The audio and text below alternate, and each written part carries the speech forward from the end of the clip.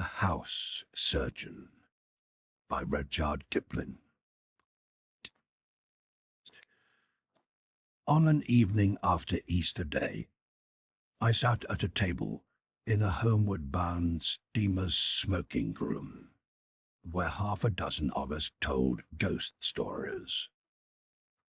As our party broke up, a man playing patience in the next alcove said to me, "I didn't quite catch the end of that last story about the curse on the family's firstborn." "It turned out to be drains," I explained. "As soon as new ones were put into the house, the curse was lifted, I believe. I never knew the people myself." "Ah, I've had my drains up twice. I'm unravelled too." "You don't mean to say you were ghost in your house? Why didn't you join our party?" "Any more orders, gentlemen, before the bar closes?" the steward interrupted. "Sit down again and have one with me," said the patience player. "No, it isn't a ghost. Our trouble is more depression than anything else." "How interesting. Then it's nothing anyone can see?" It's nothing worse than a little depression. And the odd part is that there hasn't been a death in the house since it was built in 1863. The lawyer said so. That decided me. My good lady, rather, and he made me pay an extra 1,000 for it." "How curious. Unusual, too," I said. "Yeah, ain't it? It was built for 3 sisters. Moultrie was the name, 3 old maids. They all lived together. The oldest owned it. I brought it from her lawyer a few years ago, and if I've spent £1 on the place, first and last, I must have spent 5,000. Electric light, new servants' wing, garden, all that sort of thing. Her man and his family ought to be happy after so much expense, ain't it?" He looked at me with the bottom of his glass. "Does it affect your family much?" "My good lady, she's a Greek, by the way, and myself are middle-aged. We can bear up against depression, but it's hard on my little girl. I say little, but she's 20. We send her visiting to escape it. She almost lived at hotels and hydros last year, but that isn't pleasant for her. She used to be a canary, a perfect canary, always singing. You ought to hear her. She doesn't sing now. That sort of thing's unwholesome for the young, ain't it?" "Can't you get rid of the place?" I suggested. "I'll accept at a sacrifice, and we are fond of it. Just suits us 3. We'd love it if we were allowed." "What do you mean by not being allowed?" "I mean because of the depression. It spoils everything." "What's it like, exactly?" "Couldn't very well explain. Must be seen to be appreciated, as the auctioneers say. Now, I was much impressed by the story you were telling just now." "Wasn't true," I said. "Well, my tale is true. You'd do me the pleasure to come down and spend a night at my little place. You'd learn more than you would if I talked till morning. Very likely it wouldn't touch your good self at all. You might be immune in it. On the other hand, if this influence does happen to affect you, why, I think it'll be an experience."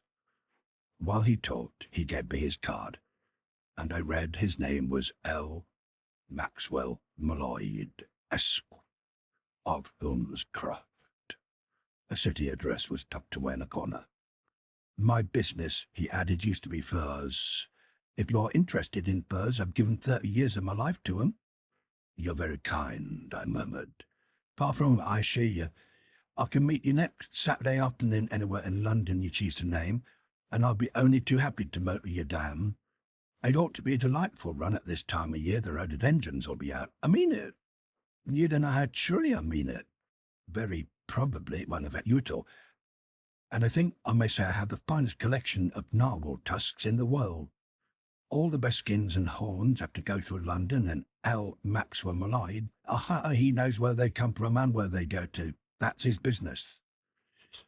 For the rest of the voyage up Channel, Mr. Malloyd talked to me of the assembling, preparation, and sale of the rarer furs, and told me things about the manufacture of fur-lined coats which quite shocked me. Somehow or other, when we landed on Wednesday, I found myself pledged to spend that weekend with him at Holmhurst. On Saturday he met me with a well-groomed motor and ran me out, in an hour and a half, to an exclusive residential district of dustless roads and elegantly designed country villas, each standing in from 3 to 5 acres of perfectly appointed land. He told me land was selling at £800 the acre, and the new golf links, his Queen Anne pavilion we pass, had cost nearly £24,000 to create. Holmescroft was a large 2-storied, low, creeper-covered residence. A veranda at the south side gave onto a garden and 2 tennis courts, separated by a tasteful iron fence from a most park-like meadow at 5 or 6 acres, where 2 Jersey cows grazed.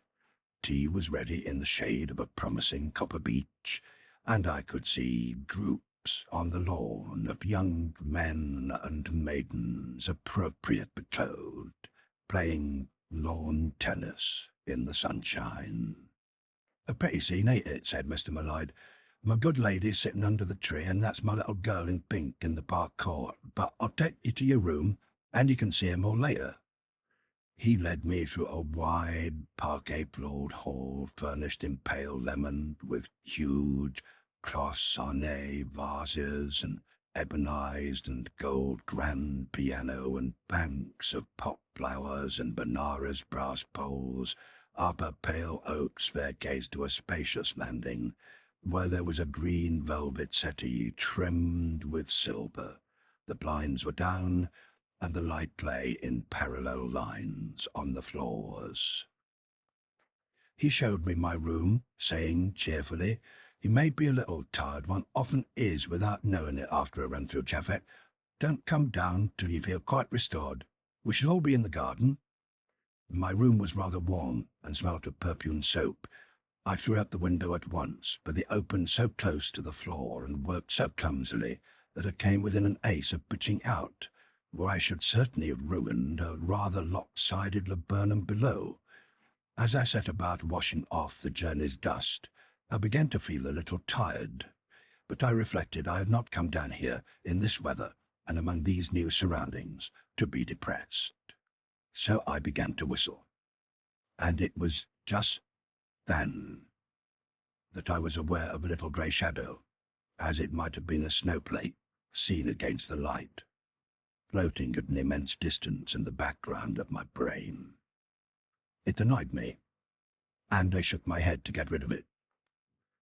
Then my brain telegraphed that it was the forerunner of a swift-striding gloom, which there was yet time to escape if I would force my thoughts away from it, as a man leaping for life forces his body forward and away from the fall of a wall. But the gloom overtook me.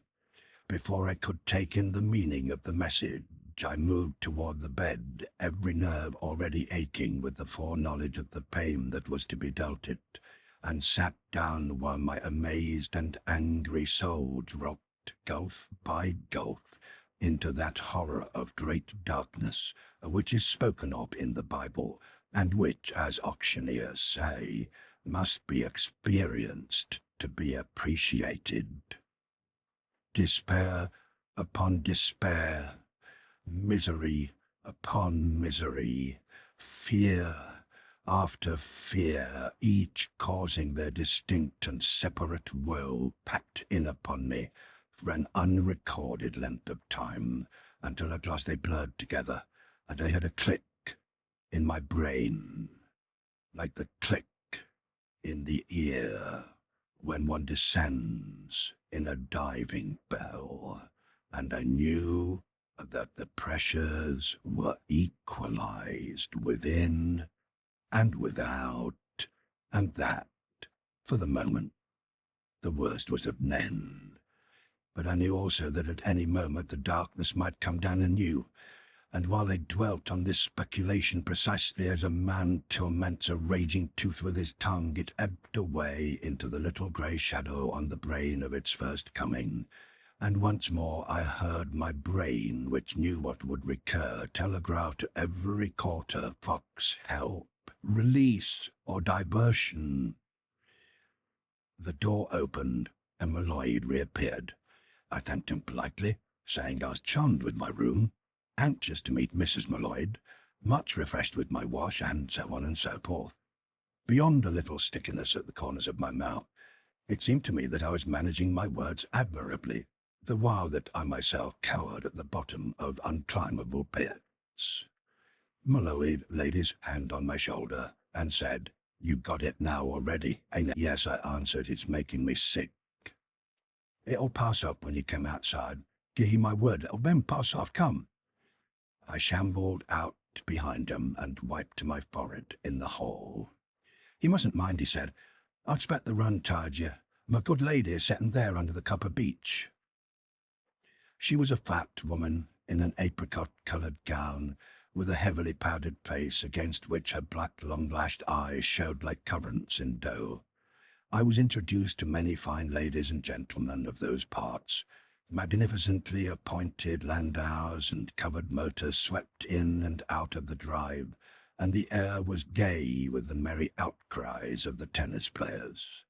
As twilight drew on, they all went away, and I was left alone with Mr. and Mrs. Molloyd, while tall manservants and maidservants took away the tennis and tea things. Miss Molloyd had walked a little down the drive with a light-haired young man, who apparently knew everything about every South American railway stock. He had told me at tea that these were the days of financial specialization. "I think it went off beautifully, my dear," said Mr. Molloyd to his wife and to me. "You feel all right now, innit?" "Course you do." Mrs. Molloyd surged across the gravel. Her husband skipped nimbly before her into the south veranda, turned a switch, and all Holmes' crop was flooded with light. "You can do that from your room also," he said as they went in. "There is something in money, ain't it?" Miss Molloyd came up behind me in the dusk. "We have not yet been introduced," she said, "but I suppose you are staying the night?" "Your father was kind enough to ask me," I replied. She nodded. "Yes, I know. And you know too, don't you? I saw your face when you came to shake hands with Mamma. You're both a depression very soon. It is simply frightful in that bedroom sometimes. What do you think it is, bewitchment? In Greece, where I was a little girl, it might have been, but not in England, do you think? Or do you?" Terror, fear. "It'll all come right," he insisted. "No, Papa." She shook her dark head. "Nothing is right while it comes. It is nothing that we ourselves have ever done in our lives. That I will swear to you," said Mrs. Molloyd suddenly, "and we have changed our servants several times, so we know it is not them. Never mind. Let us enjoy ourselves while we can," said Mr. Molloyd, opening the champagne. But we did not enjoy ourselves. The talk failed. There were long silences. "I beg your pardon," I said, for I thought someone at my elbow was about to speak. "Ah, that is the other thing," said Miss Molloyd. Her mother groaned. We were silent again. Then a few seconds. It must have been a live grief beyond words, not ghostly dread or horror, but aching, helpless grief overwhelmed us each, I felt, according to his or her nature, and held steady like the beam of a burning glass. Behind that pain I was conscious there was a desire on somebody's part to explain something, on which some tremendously important issue hung. Meantime, I rolled bread pills and remembered my Sems. Molloyd considered his own reflection in a spoon.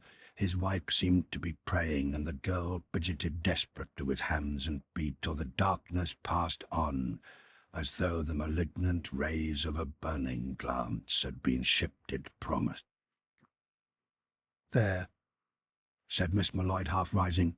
"Now you see what makes a happy home. Oh, sell it, father mine, and let us go away." "But I spent thousands on it. You shall go to Harrogate next week, Thea dear." "I'm only just back from hotels. I'm so tired of packing." "Cheer up, Thea. He's over. You know he doesn't often come here twice in the same night. I think we shall dare now to be comfortable." He lifted a dish cover and helped his wife and daughter. His face was lined and fallen like an old man's after debauch, but his hand did not shake, and his voice was clear. As he woke to restore us by speech and action, he reminded me of a grey-muzzled collie herding demoralized sheep.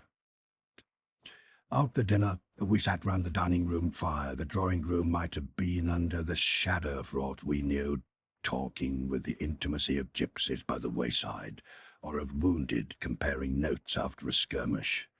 By 11 o'clock, the three between them had given me every name and detail they could recall that in any way bore on the house and what they knew of its history.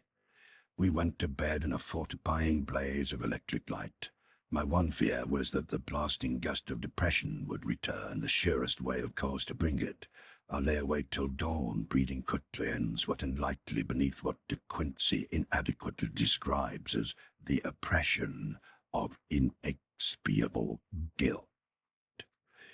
Now, as soon as the lovely day was broken, I fell into the most terrible of all dreams, that joyous one in which all past evil has not only been wiped out of our lives, but has never been committed, and in the very bliss of our assured innocence before our love shriek and change countenance, we wake to the day we have earned. It was a coolish morning, but we preferred to breakfast in the south veranda. The forenoon we spent in the garden, pretending to play games that come out of boxers, such as croquet and clock golf, but most of the time we drew together and talked. The young man who knew all about South American railways took Miss Malloyd for a walk in the afternoon, and at 5 Malloyd thoughtfully willed us all up to dine in town. Now, don't say you will tell the Psychological Society, and that you will come again, said Miss Malloyd as we parted, because I know you will not. You should not say that, said her mother. You should say, goodbye, Mr. Perseus. Come again. Not him, the girl cried. He has seen the Medusa's head. Looking at myself in the restaurant's mirrors, it seemed to me that I had not much benefited by my weekend. Next morning, I wrote out all my Holmescroft notes at fullest length, in the hope that by so doing I could put it all behind me. But the experience worked on my mind, as they say certain imperfectly understood rays work on the body. I am less calculated to make a Sherlock Holmes than any man I know, for I lack both method and patience. Yet the idea of following up the trouble to its source fascinated me. I had no fear it would go on, except a vague idea that I had come between two poles of a discharge, and had taken a shock meant for someone else. This was followed by a feeling of intense irritation. I waited cautiously on myself, expecting to be overtaken by horror of the supernatural, but myself persisted in being humanly indignant, exactly as though it had been the victim of a practical joke. It was in great pains and upheavals that I felt in every fibre, but its dominant idea, to put it coarsely, was to get back a bit of its own. By this I knew that I might go forward if I could find the way. After a few days, it occurred to me to go to the office of Mr. J.M.M. Baxter, the solicitor who had sold Holmescroft to Malloyd. I explained I had some notion of buying the place. Would he act for me in the matter? Mr. Baxter, a large, greyish, throaty-voiced man, showed no enthusiasm. I sold it to Mr. Malloyd, he said. "'Tid scarcely do for me to start on the running down tack now. But I can recommend—" "I know he's asking an awful price," I interrupted, "and on top of it he wants an extra 1,000 for what he calls your clean bill of health." Mr. Baxter sat up in his chair. I had all his attention. "Your guarantee with the house. Don't you remember it?" "Yes. Yeah. That no death had taken place in the house since it was built. I remember perfectly. He did not gulp, as untrained men do when they lie, but his jaws moved stickily, and his eyes, turning toward the deed boxes on the wall, dulled. I counted seconds. 1, 2, 3, 1, 2, 3, up to 10. A man I knew can live through ages of mental depression in that time. I remember perfectly. His mouth opened a little, as though it had tasted old bitterness. Of course, that sort of thing doesn't appeal to me, I went on. I don't expect to buy a house free from debt. Certainly not, no. No one does. But it was Mr. Molloy's fancy, his wife's rather, I believe, and since we could meet it, it was my duty to my clients at whatever cost to my own feeling to make him pay. That's really what I came to you. I understood from him you knew the place well. Ah, yes, always did. It originally belonged to some connections of mine. The Mrs. Moultrie, I suppose. How interesting. They must have loved the place before the country roundabout was built up. They were very fond of it indeed. I don't wonder, so restful and sunny. I don't see how they could have brought themselves to part with it. Now it is one of the most constant peculiarities of the English that in polite conversation, and I've striven to be polite, no one ever does or sells anything for mere money's sake. Miss Agnes, the youngest, fell ill. He spaced his words a little. And as they were very much attached to each other, that broke up the home. Naturally, I fancied it must have been something of that kind. One doesn't associate the Staffordshire Moultries, my demon of irresponsibility at that instant created 'em, with it being hard up. I don't know whether we're related to them, he answered importantly. We may be, for our branch of the family comes from the Midlands. I give his talk at length, because I'm so proud of my first attempt at detective work. When I left him 20 minutes later, with instructions to move against the owner of Holmescroft with a view to purchase, I was more bewildered than any Dr. Watson at the opening of a story. Why should a middle-aged solicitor turn plover's egg colour and drop his jaw when reminded of so innocent and festal a matter as that no death had ever occurred in a house that he had sold? If I knew my English vocabulary at all, the tone in which he said the youngest sister fell ill meant that she had gone out of her mind. That might explain his change of countenance, and it was just possible that her demented influence still hung about Holmescroft. But the rest was beyond me. I was relieved when I reached Molloyd's city office and could tell him what I had done, not what I thought. Molloyd was quite willing to enter into the game of the pretended purchase, but did not see how it would help if I knew Baxter. He's the only living soul I can get at who was connected with Holmescroft, I said. Aha! Living soul is good, said Molloyd. At any rate, our little girl will be pleased that you're still interested in us. Won't you come down some day this week? How is it there now? I asked. He screwed up his face. Simply frightful, he said. Fear is a Droitwich. I should like it immensely, but I must cultivate Baxter for the present. You'll be sure and keep him busy your end, won't you? He looked at me with quiet contempt. Do not be afraid.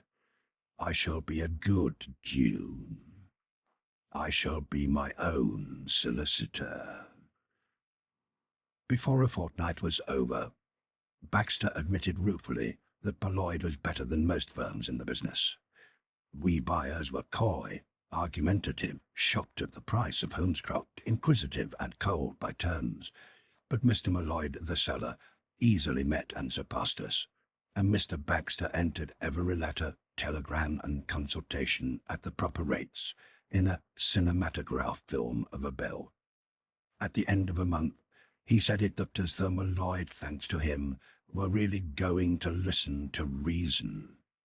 I was many pounds out of pocket, but I had learned something of Mr. Baxter on the human side. I deserved it.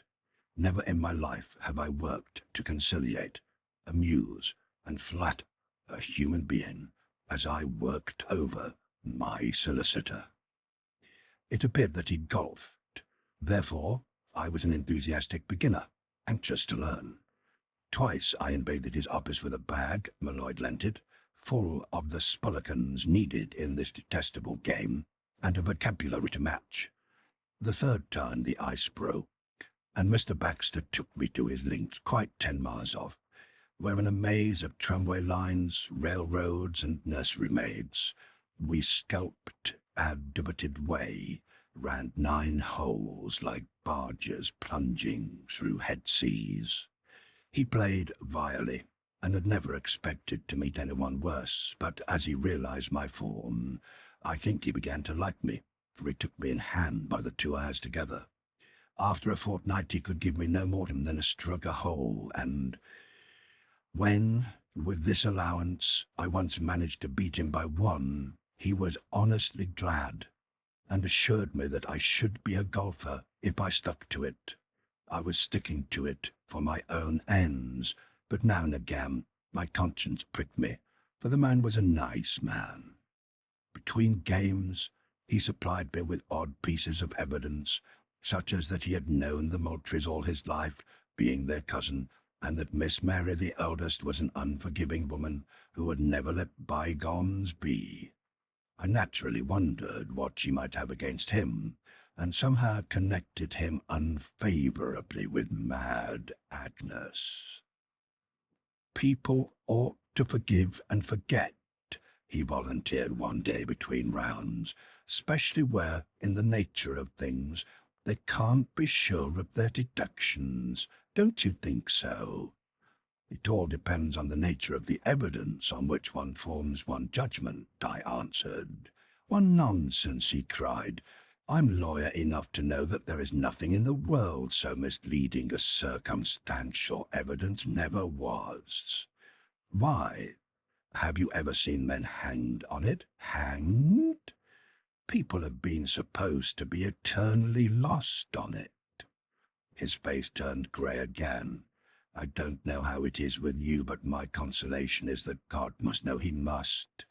Things that seem on the face of them like murder or, say, suicide, may appear different to God, eh? That's what the murderer and the suicide can always hope, I suppose. I have expressed myself clumsily as usual.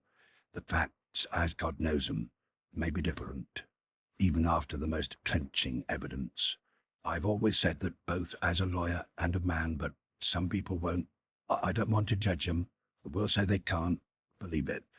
Whereas I say there's always a working chance, a certainty, that the worst hasn't happened. He stopped and cleared his throat. Now, let's come on. This time next week, I shall be taking my holiday. What links? I asked carelessly, while twins in a perambulator got out of our line of fire. I bought a little 9-hole affair at a hydro in the Midlands. My cousins stay there always well. Not but what the 4th and the 7th holes take some doing. You could manage it, though, he said encouragingly. You're doing much better. It's only your approach shots that are weak. You're right. I can't approach for nuts. I shall go to pieces while you're away, with no one to coach me, I said mournfully. I haven't taught you anything, he said, delighted with the compliment. I owe all I've learned to you, anyhow. When will you come back? Look here, he began. I don't know your engagements, but I've no one to play with at Bury Mills, never have. Why couldn't you take a few days off and join me there? I warn you it'll be rather dull. It's a throat and gout, place baths, massage, electricity, and so forth. But The fourth and the seventh holes really take some doing. I'm for the game, I answered valiantly, heaven well knowing that I hated every stroke and word of it. That's the proper spirit. As their lawyer, I must ask you not to say anything to my cousins about Holmescroft. It upsets them, always did. But speaking as man to man, it would be very pleasant for me if you could see your way too. I saw it as soon as decency permitted, and thanked him sincerely. According to my now well-developed theory, he had certainly misappropriated his aged cousin's moneys under power of attorney, and had probably driven poor Agnes Moultrie out of her wits. But I wished that he was not so gentle and good-tempered and innocent-eyed. Before I joined him at Barry Mills Hydro, I spent a night at Holmescroft. Miss Molloyd had returned from her hydro, and first we made very merry on the open lawn in the sunshine of the manners and customs of the English resorting to such places. She knew dozens of hydros and warned me how to behave in them, while Mr. and Mrs. Molloyd stood aside and adored her. Ah, that's the way she always comes back to us, he said. Pity it wears off so soon, ain't it? You ought to hear her saying, "We've mirth, thou pretty bird."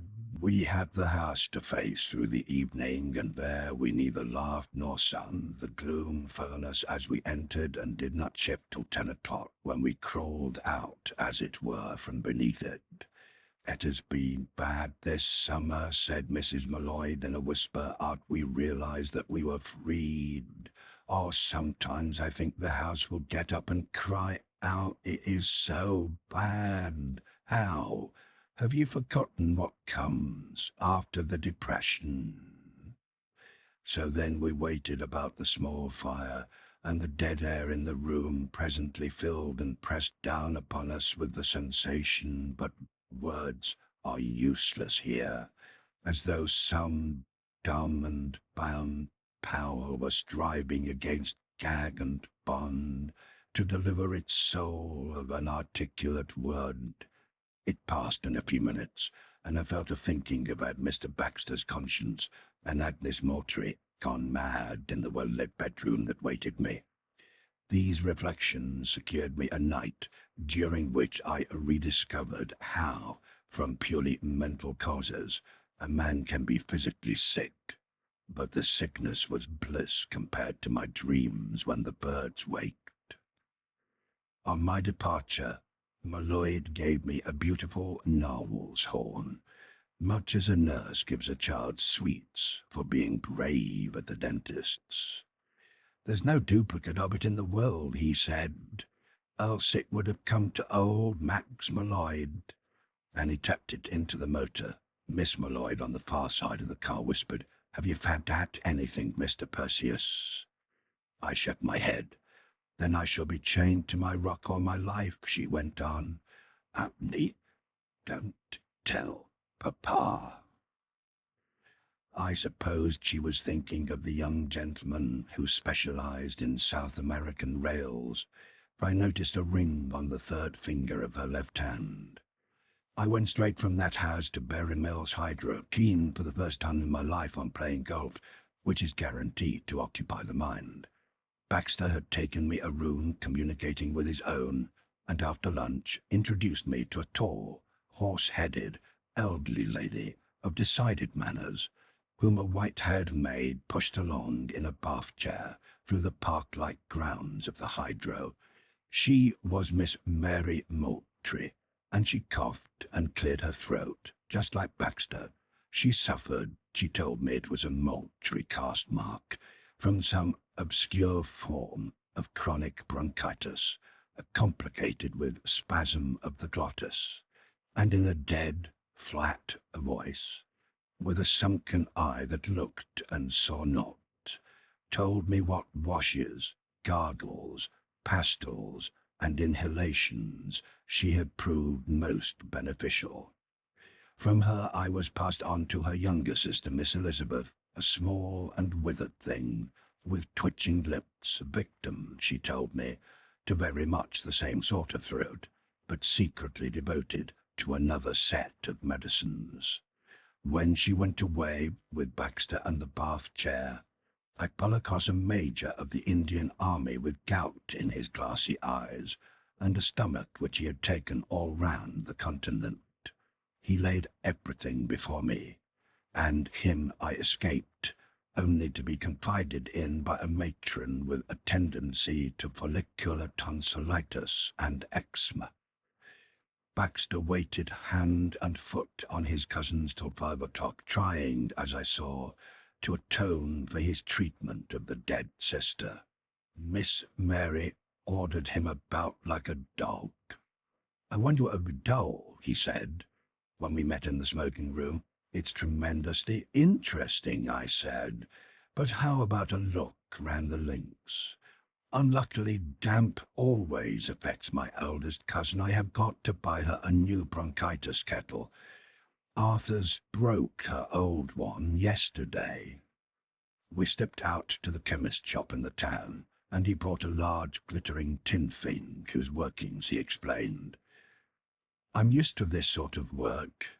I come up here pretty often," he said. "I've the family throat too." "You're a good man," I said.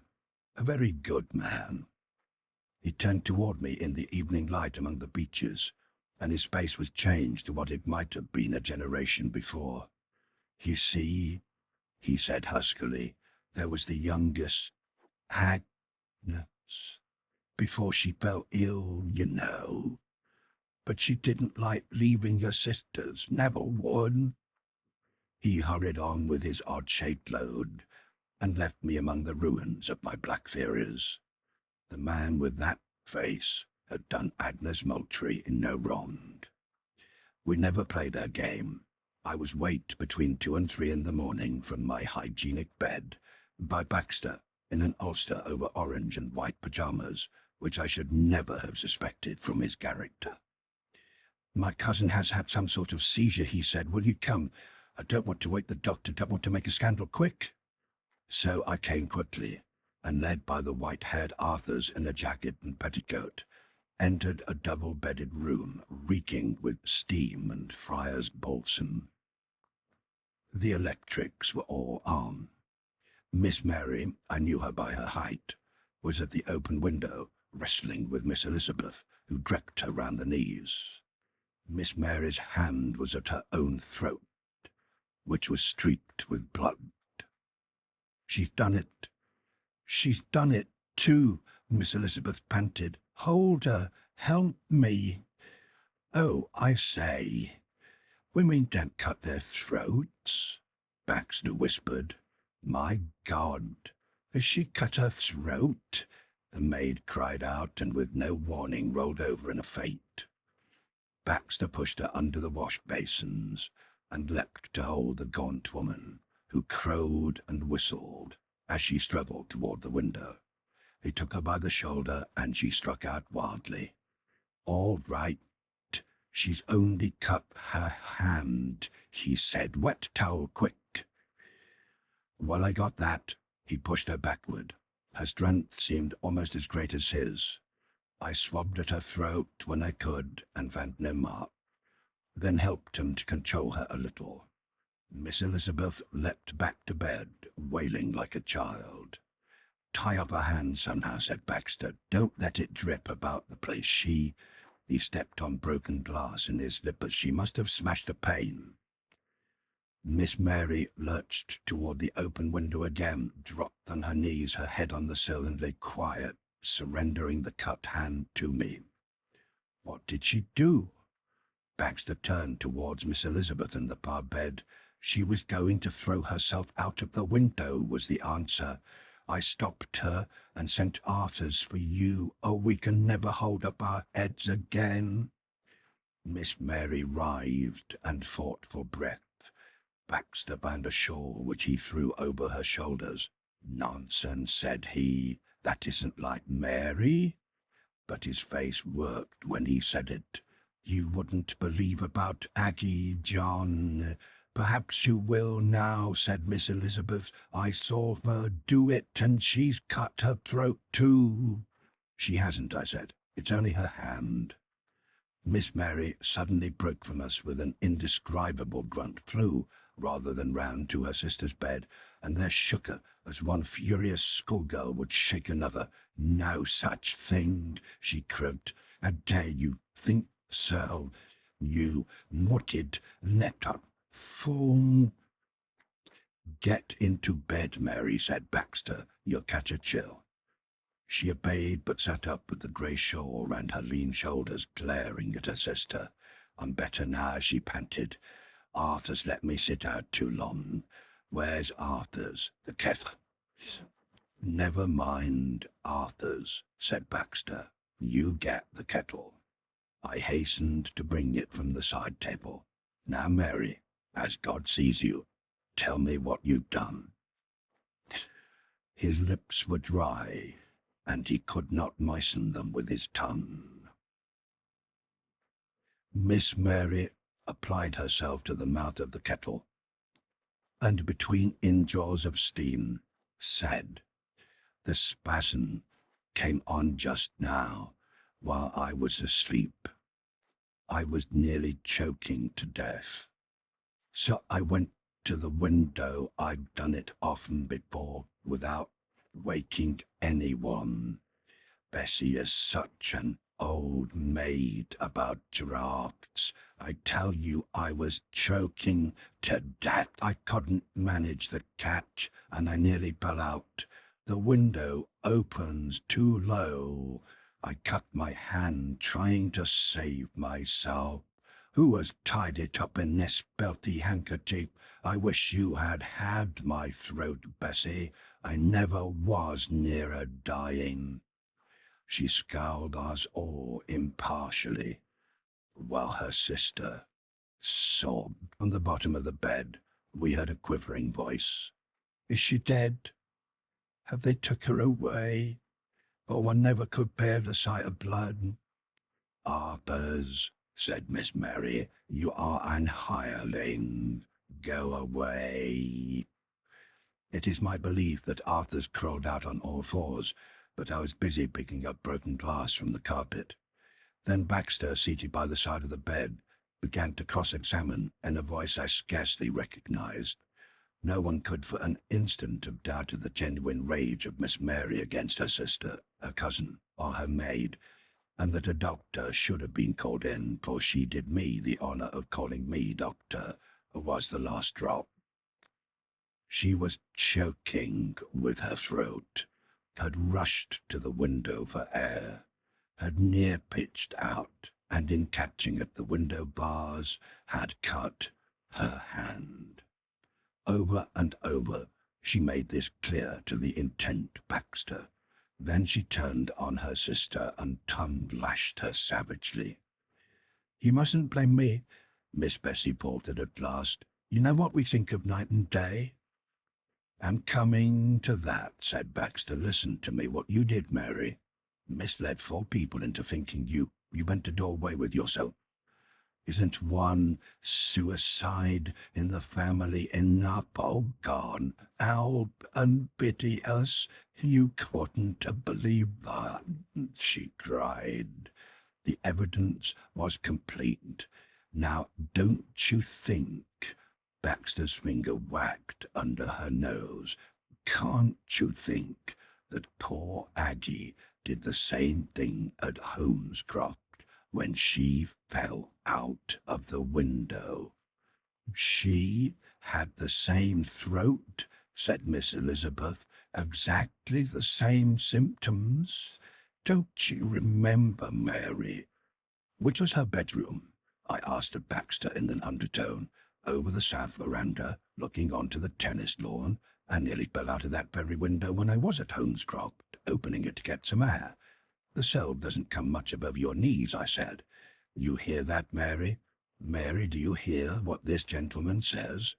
Won't you believe that what nearly happened to you must have happened to poor Aggie that night? For God's sake, for her sake, Mary, won't you believe?" There was a long silence while the steam kettle puffed. "If I could have proof, said she. and broke into most horrible tears. Baxter motioned to me, and I crept away to my room and lay awake till morning, thinking more specially of the dumb thing at Holmescroft, which wished to explain itself. I hated Miss Mary as perfectly as though I had known her for 20 years, but I felt that alive or dead, I should not like her to condemn me.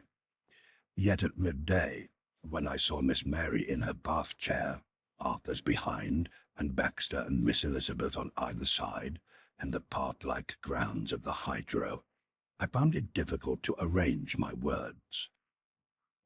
"Now that you know all about it," said Baxter aside, after the first strangeness of our meeting was over, "it is only fair to tell you that my poor cousin did not die in Holmescroft at all. She was dead when they found her under the window in the morning, just dead." "Under that laburnum outside the window?" I asked, for I suddenly remembered the crooked evil thing. "Exactly. She broke the tree in falling, but no death has ever taken place in the house, so far as we were concerned. You can make yourself quite easy on that point. Mr. Molloy's extra 1,000 for what you call the clean bill of health was something towards my cousin's estate when we sold. It was my duty as their lawyer to get it for them, at any cost to my own feelings. I know better than to argue when the English talk about their duty. So I agreed with my solicitor. Their sister's death must have been a great blow to your cousins," I went on. The bath chair was behind me, unspeakable. Baxter whispered, "They brooded on it day and night. No wonder, if their theory of poor Aggie making away with herself was correct. She was eternally lost." "Do you believe that she made away with herself?" "No, thank God, never have. And after what happened to Mary last night, I see perfectly what happened to poor Aggie. She had the family's road too. By the way, Mary thinks you are a doctor. Otherwise she wouldn't like your having been in her room." "Very good. Is she convinced now about her sister's death?" "She'd give anything to be able to believe it, but she's a hard woman, and brooding along certain lines makes one groovy. I have sometimes been afraid of her reason on the religious side, don't you know? Elizabeth doesn't matter, brain of a hen, always had." Here Arthur's summoned me to the bath chair, and the ravaged face beneath its knitted Shetland war hood of Miss Mary Moultrie. "I need not remind you, I hope, of the seal of secrecy, absolute secrecy, in your profession," she began. "Thanks to my cousins and my sister's stupidity, you have found out." She blew her nose. "Please don't excite her, sir," said Arthur's at the back. "But my dear Miss Moultrie, I only know what I've seen, of course, but it seems to me that what you thought was a tragedy in your sister's case turns out, on your own evidence, so to speak, to have been an accident, a dreadfully sad one, but absolutely an accident." "Do you believe that too?" she cried, "or are you only saying it to comfort me?" "I believe it from the bottom of my heart. Come down to Holmescroft for an hour, for half an hour, and satisfy yourself." "Of what? You don't understand. I see the house every day, every night. I am always there in spirit, waking or sleeping. I couldn't face it in reality." "But you must," I said. "If you go there in the spirit, the greater need for you to go there in the flesh. Go to your sister's room once more and see the window." I nearly fell out of it myself. It's awfully low and dangerous." "That would convince you," I pleaded. "Yet Aggie had slept in that room for years," she interrupted. "You slept in your room here for a long time, haven't you? But you nearly fell out of the window when you were choking." "That is true. That is one thing true," she nodded. "And I might have been killed as perhaps Aggie was killed. In that case, your own sister and cousin and maid would have said you had committed suicide, Miss Moultrie. Come down to Holmescroft and go over the place just once." "You are lying," she said quite quietly. "You don't want me to come down to see a window. It is something else." I warn you, we are evangelicals. We don't believe in prayers for the dead. As the tree falls, yes, I dare say. But you persist in thinking that your sister committed suicide. No, no, I have always prayed that I might have misjudged her. Arthur's at the bath chair spoke up. Oh, Miss Mary, you would have it from the first that poor Miss Aggie had made away with herself. And of course Miss Bessie took the notion from you. Only Master Mr. John stood out, and I'd have taken my Bible oath you was making away with yourself last night. Miss Mary leaned toward me, one finger on my sleeve. If going to Holmhurst kills me, she said, you will have the murder of a fellow creature on your conscience for all eternity. Obviously, I answered, remembering what torment the mere reflection of her torments had cast on Holmescroft, and remembering above all the dumb thing that filled the house with its desire to speak, I felt that there might be worse things. Baxter was amazed at the proposed visit, but that a nod from the terrible woman went off to make arrangements. Then I sent a telegram to my Lloyd, bidding him and his vacant Holmescroft for that afternoon. Miss Mary should be alone with her dead, as I had been alone. I expected untold trouble in transporting her, but to do her justice, the promise given for the journey, she underwent it without murmur, spasm, or unnecessary word. Miss Bessie, pressed in a corner by the window, wept beyond her veil, and from time to time tried to take hold of her sister's hand. Baxter wrapped himself in his newly found happiness as selfishly as a bridegroom, for he sat still and smiled. So long as I know that Aggie didn't make away with herself, he explained, I tell you frankly, I don't care what happened.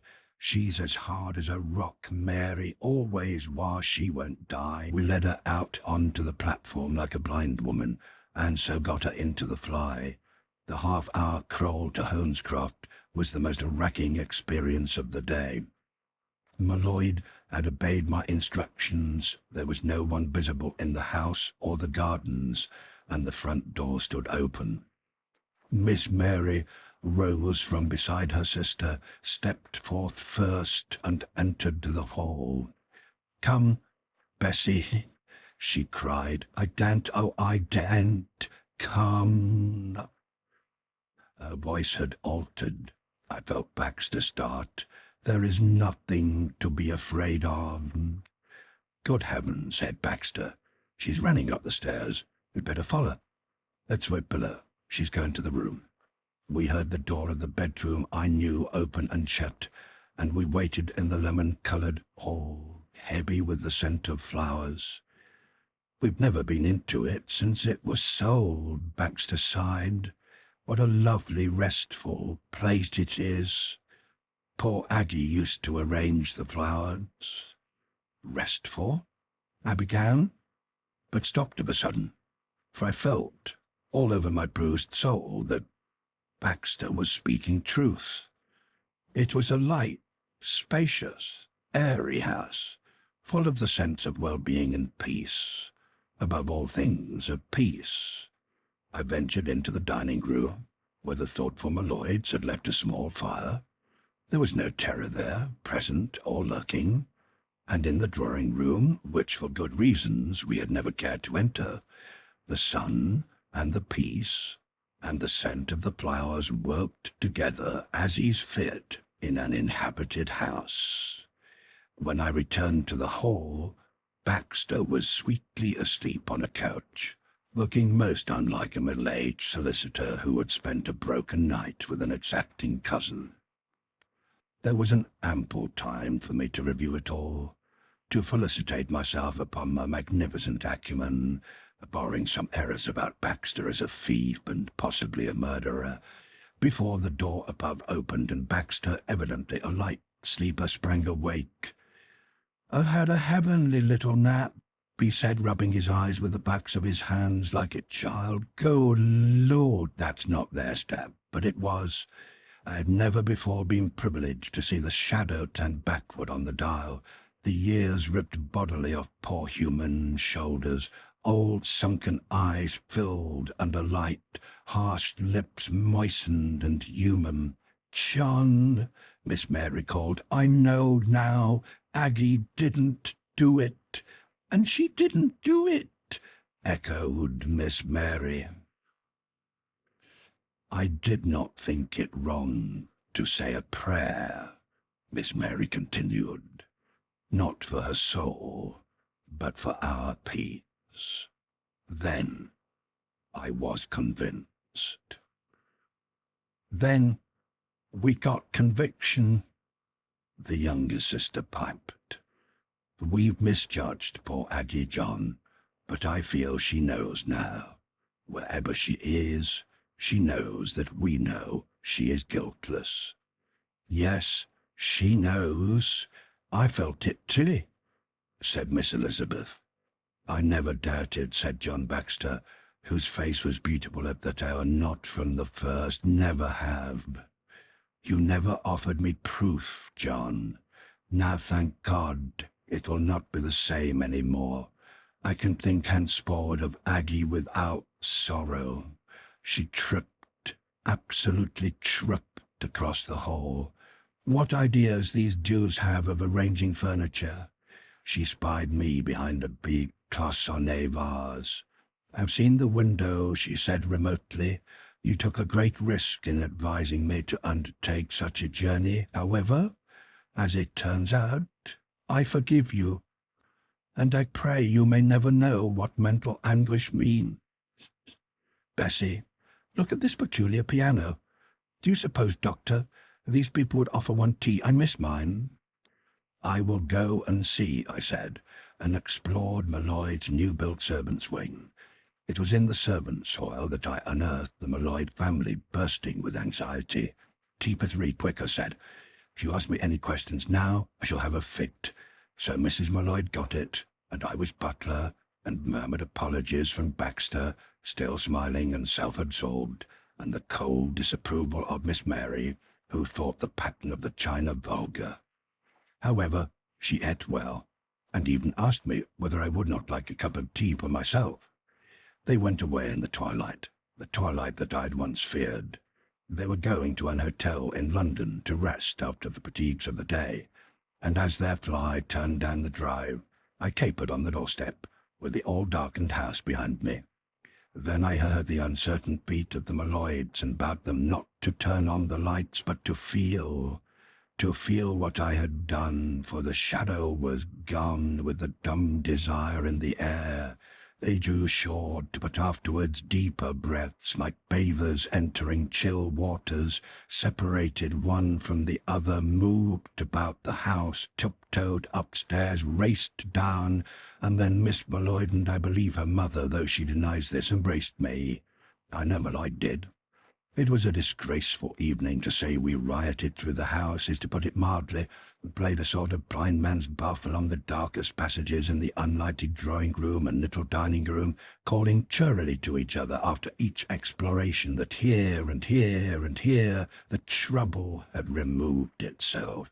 We came up to the bedroom, mine for the night again, and sat, the women on the bed and we men on chairs, drinking in blessed draughts of peace and comfort and cleanliness of soul, while I told them my tale in full, and received fresh praise, thanks, and blessings. When the servants returned from their day's outing, gave us a supper of cold dry fish. Molloyd had sense enough to open no wine. We had been practically drunk since nightfall, and grew incoherent on water and milk. "I like that Baxter," said Molloyd. "He's a sharp man. The death wasn't in the house, but he ran it pretty close, innit? And the joke of it is that he supposed I want to buy the place from you," I said. "Are you selling?" "Well, not for twice what I paid for it now," said Molloyd. "I'll keep in furs all your life, but not our Holmescroft." "No, never our Holmescroft," said Miss Molloyd. "We'll ask him here on Tuesday, mamma." They squeezed each other's hands. "Now tell me," said Mrs. Molloyd, "that tall one I saw out of the scullery window. Did she tell you she was always here in the spirit? I hate her. She made all this trouble. It was not her house after she had sold it. What do you think? I suppose, I answered, she brooded over what she believed was her sister's suicide night and day. She confessed she did, and her thoughts being concentrated on this place, they felt like a burning glass. Burning glass is good, said my lord. I said it was like a light, a blackness turned on us, cried the girl, twiddling her ring. That must have been when the tall one thought worst about her sister and the house. Ah, the poor Aggie, said Mrs. Molloyd, the poor Aggie, trying to tell everyone it was not so. No wonder we felt something, wished to say something. There, Max, do you remember that night? We need not remember any more, my lord interrupted. It is not our trouble. They have told each other now. Do you think, then, said Miss Molloyd, that those two, the living ones, were actually told something upstairs? In the room? I can't say. At any rate, they were made happy, and they had a big tea afterwards. As your father says, it is not our trouble any longer, thank God. Amen, said my lord. Now, Thea, let us have some music after all these months. Weak mirth, that pretty bird, ain't it? You ought to hear that. And in the half-lighted hall, Thea sang an old English song that I had never heard before. With mirth, thou pretty bird, rejoice, thy Maker's praise enhanced. Lift up thy shrill and pleasant voice, thy God is high advanced. Thy food before he did provide, and gives it in a fitting side, wherewith be thou sufficed. Why shouldst thou now unpleasant be, thy wraths against God venting, that he, a little bird, made thee, thy silly head tormenting, because he made thee not a man? O peace he hath well thought thereon, therewith he thou suffice.